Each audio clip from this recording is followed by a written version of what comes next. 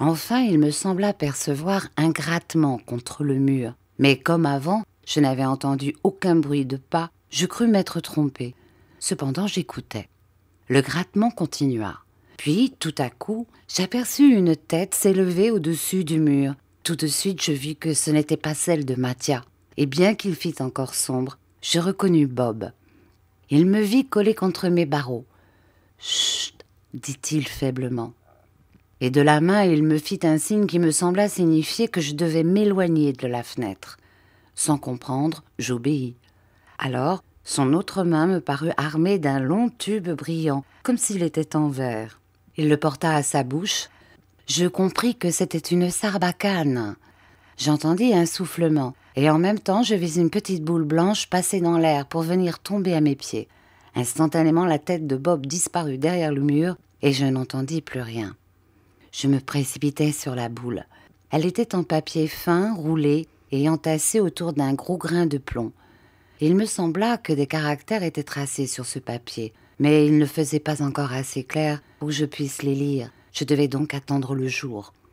Je refermai ma fenêtre avec précaution et vivement je me couchai dans mon hamac, tenant la boule de papier dans ma main. Lentement, mais bien lentement pour mon impatience, l'aube jaunit et à la fin une lueur rose glissa sur mes murailles. Je déroulai mon papier et je lus.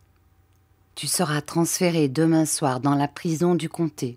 Tu voyageras en chemin de fer dans un compartiment de seconde classe avec un policeman. Place-toi auprès de la portière par laquelle tu monteras. Quand vous aurez roulé pendant 45 minutes, compte-les bien. Votre train ralentira sa marche pour une jonction. Ouvre alors ta portière et jette-toi à bas bravement. Élance-toi, étends tes mains en avant et arrange-toi pour tomber sur les pieds.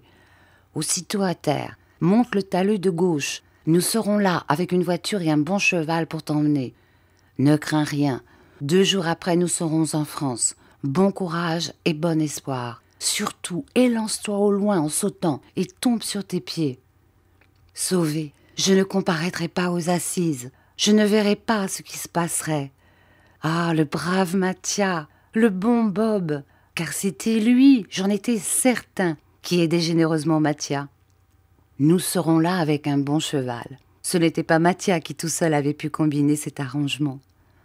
Le temps s'écoula assez vite, et le lendemain, dans l'après-midi, un policeman que je ne connaissais pas entra dans mon cachot et me dit de le suivre. Je vis avec satisfaction que c'était un homme d'environ 50 ans qui ne me paraissait pas très souple.